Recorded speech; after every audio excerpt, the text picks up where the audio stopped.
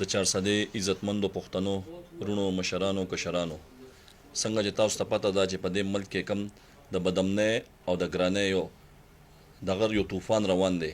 نو په دې سلسله کې ستاسو خپلې پارټۍ د پښتنو پارټۍ عوامي نیشنل پارټۍ او ستاسو خپل قائد اسفندیار ولی خان فیصله کړې ده چې په ټوله صوبه کې به په هره ضلع کې په 9 تاریخ باندې سهار 9 بجې د ظلم او د بربریت خلاف د امن و امان خلاف او د ګرانۍ خلاف یو احتجاجي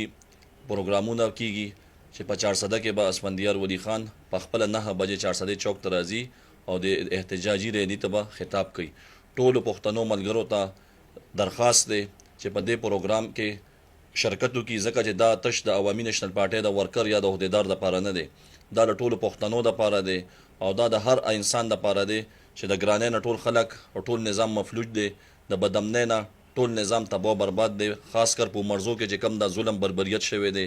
یا چې کم روزانه را ډکیتیانې کیږي د تاجرانو چې دا کم ډکیتیانې کیږي نو دې خلاف به اسفندیار ولی خان صاحب راځي ان شاء الله د اتوار په ورځ 9 بجې ان شاء الله په 9 تاریخ نو ټولو ته درخواست چې په دې پروګرام کې شرکت وکړي ټول د ضلع چارسدې ټول تنظیمونو ته د تحصیل چارسدې خصوصي د چارسدې تنظیمونو ته د تپو برانچونو NYO PSF او د تاجران ملګری چې کم دي زمونږ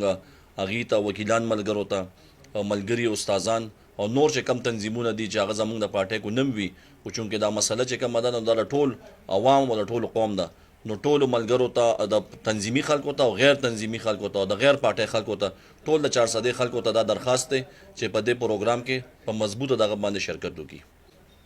زمونږ د میډیا رونو ته دا درخواست دی چې د هغې دپاره یو مشکلات دي د امن و امان او د ګرانۍ نو زمونږ میډیا رونو ته دا درخواست دی چې د میډیا په دې باندې دغه مو کړي چې مضبوط کوریج هم ورکړي او میډیا باندې کومې پابندۍ لګېدلې دي نو د دې خلاف هم انشاءالله زمونږ مشر زمونږ قائد اسفندیار ولی خان به په دې باندې هم خبره کوي نو میډیا ملګرو ته هم زمونږ درخواست دی چې دې پروګرام له کوریج ورکړي او په ټایم باندې ټول ملګري ول حاضر شي